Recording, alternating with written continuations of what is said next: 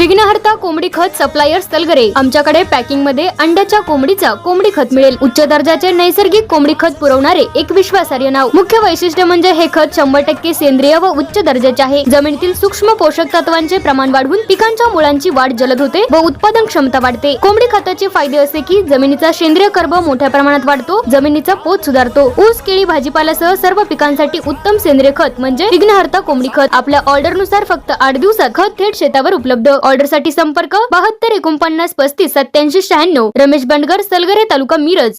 प्रत्येक बातमीतील घटनेच्या वास्तविकतेची तुलना थेट पाहत रहा चांगली अपडेट। यात्रेत एकमेकांना धक्का लावून शिवीगाळ करण्यात आल्याच्या कारणावरून एका युवकाच्या डोक्यात दगड घालून खून करण्यात आल्याचा खळबळजनक प्रकार कवलापूर तालुका मिरज येथे मध्यरात्रीच्या सुमारास घडला। विश्वास कलाप्पा सुतार, वय वर्ष 34, राहणार कवलापूर तालुका मिरज असे मृत युवकाचे नाव आहे।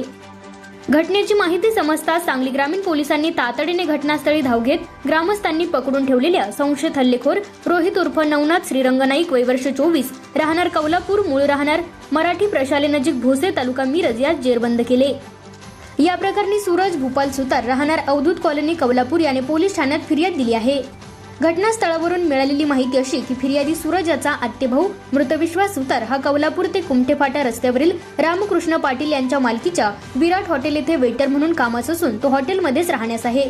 त्याची आई वेडसर असून ती मिरज तालुक्यातील भोसे येथे राहते। सध्या कवलापूरला सिद्धेश्वर यात्रा सुरू आहे, त्यानिमित्त गावात तमाशाचे आयोजन करण्यात आले होते। यात्रा असल्यामुळे गावात रात्री उशिरापर्यंत गर्दी होती। सिद्धेश्वर मंदिराच्या मागील बाजूस सोमवारी पहाटे 3:30च्या सुमारास विश्वास सुतार आणि संशयित हल्लेखोर रोहित उर्फ नवनाथ नाईक यांना यात्रेच्या गर्दीत एकमेकांचा धक्का लागला। यावरून दोघांमध्ये वादावादी झाली। यावेळी विश्वास याने रोहित यास शिवीगाळ केली। यामुळे राग आल्याने रोहित याने विश्वास याला ढकलून दिले, तसेच रस्त्यावर पडलेला दगड त्याच्या डोक्यात घातला। विश्वास जीवाच्या आकांताने ओरडल्याने परिसरातील ग्रामस्थांनी घटनास्थळी धाव घेऊन संशयित रोहित यास पकडून ठेवले, तर विश्वास यास तातडीने रुग्णवाहिकेतून सांगलीच्या शासकीय रुग्णालयात दाखल केले। कवलापूर येथे घडलेल्या प्रकाराची माहिती मिळताच पोलीस उपअधीक्षक संदीप भागवत, सांगली ग्रामीण पोलीस ठाण्याचे पोलीस निरीक्षक भैरू तळेकर, सहाय्यक पोलीस निरीक्षक कल्याणी शिंदे आणि इस्माईल तांबोळी यांच्यासह अन्य कर्मचाऱ्यांनी घटनास्थळी धाव घेतली। त्यांनी हल्लेखोरास ताब्यात घेऊन अटक केली। दरम्यान उपचार सुरू असताना सोमवारी सकाळी 8:30च्या सुमारास विश्वास सुतार याचा मृत्यू झाला।